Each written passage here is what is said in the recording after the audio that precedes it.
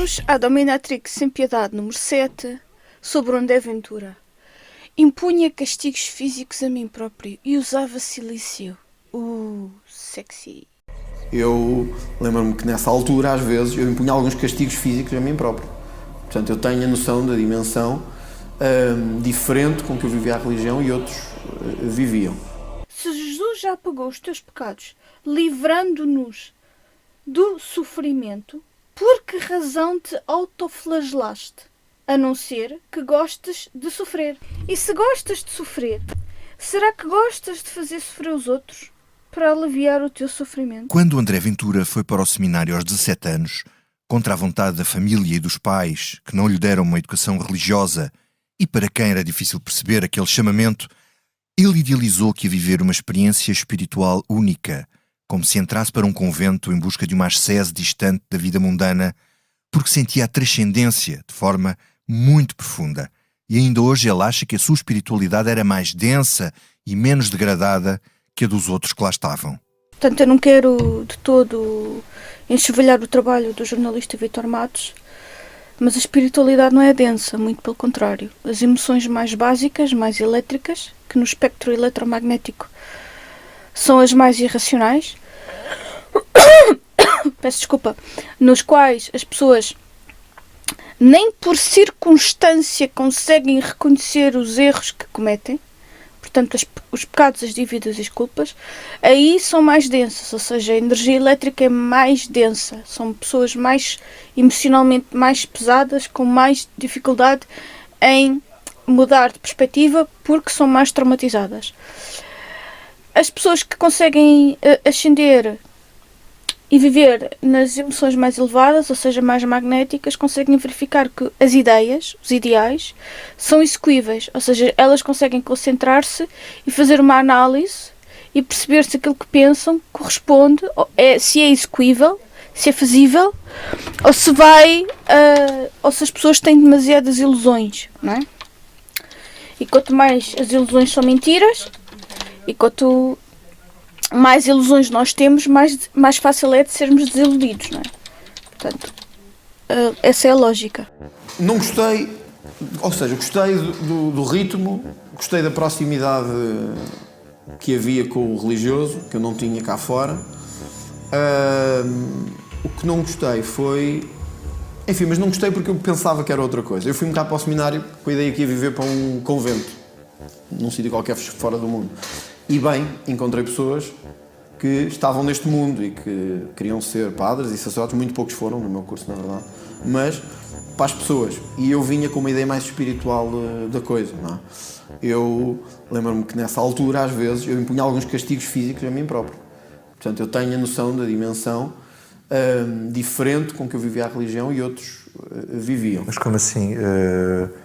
Castigos físicos sem físicos, com materiais religiosos de castigo, como o silício ou outros, e eu cheguei a usá-lo, como viria a usá-lo depois mesmo, já quando estava não sei se chama chicotes, não sei se chama esse nome. Bom, eu não quero dar grandes detalhes sobre isso, mas sim, ou seja, o que eu quero dizer é que eu vivia a religião de forma diferente dos outros, não é? E portanto senti que ia ter ali um tempo de espiritualidade abstrato, quase fora do mundo, e não foi isso que eu encontrei. Encontrei pessoas comuns, que alguns ainda falo com eles, são meus amigos, mas não foi esse ambiente de espiritualidade que eu queria.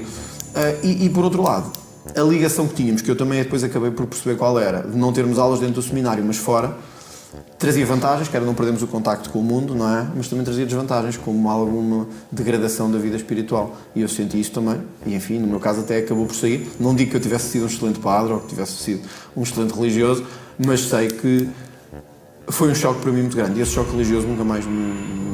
Choque? O que é que foi um choque? Porque eu senti que saía, porque não aguentava ficar, enfim, porque senti que, por um lado, sentia-me atraído por mulheres.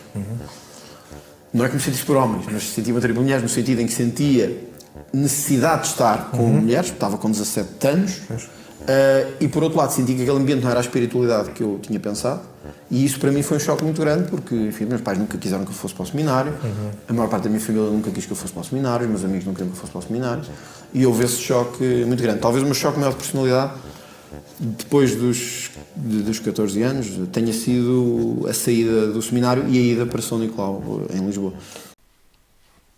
O André Ventura é evidente que rejeitou a família de nascença e foi à procura de outras emoções que não encontrava na família de nascença. Está à procura de algo, ele está à procura de algo, não é? Mas o que eu acho é que ele quer uma resposta fácil daquilo que ele está à procura.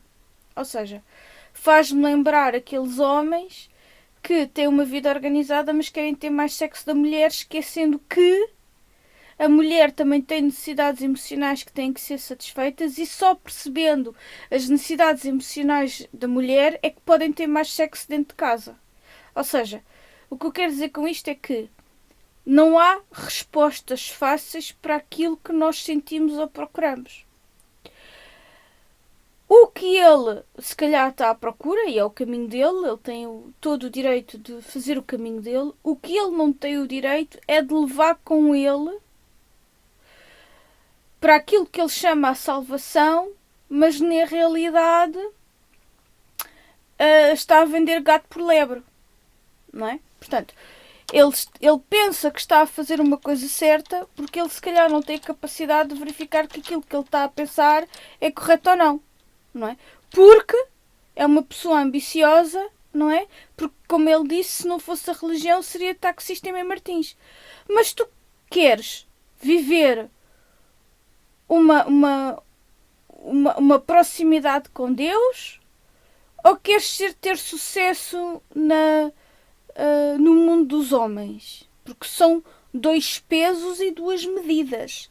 São dois mundos que até agora não têm nada em comum com o outro, porque o mundo dos homens é o mundo do sofrimento e o mundo de Deus é o mundo da ausência de sofrimento, é o reino de Deus, é o amor mais puro, não é? Portanto, e são dois conceitos que se auto-excluem simultaneamente, porque o mundo dos homens não está em condições para viver esse amor, essas emoções. Ora, a castidade é uma forma de mortificação do corpo e de renúncia aos prazeres carnais que é suposto os sacerdotes praticarem toda a vida. E para isto, como já ouvimos, o jovem Ventura descobriu que não estava preparado.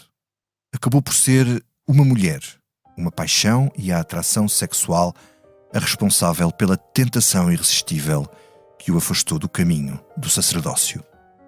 Eu estive com ela depois, não naquela altura, mas porque ela foi para a mesma faculdade que eu, e ela percebeu que eu estava no seminário, porque o seminário tinha aulas com uma escola ao lado, que era o externato, as aulas não eram dentro do seminário. Portanto, os rapazes estavam no seminário e tínhamos aulas com raparigas. Eu tinha na minha turma, como era de economia, tinha aulas com raparigas. E ela era uma dessas. Eu agora não lembro que turma, eu acho que era só filosofia e português, mas conhecia aí. Ali não tivemos nada, apesar de termos ficado amigos e até bastante próximos, mas viríamos até depois na Faculdade de Direito da Universidade de Nova Lisboa. Uma coisa de muito pouca duração. E enfim, eu sei que ela não quer falar sobre isto, eu respeito isso, mas enfim, é o que é. E do que vi, até me criticou várias vezes publicamente, nas páginas delas. Eu respeito isso, não a vou meter nisto, que ela não é uma figura pública, não desejou ser. André Ventura não revela quem foi esse amor fugaz responsável pela sua dolorosa crise existencial. O amor é um sentimento que precisa de tempo para fermentar. Quando se conhece uma pessoa cuja atração sexual é elevada ou insuportável, é apenas uma maneira do nosso inconsciente nos dizer que existem aspectos na personalidade da outra pessoa semelhantes aos dos nossos progenitores que nos permitem ajustar comportamentos e equilibrar emoções.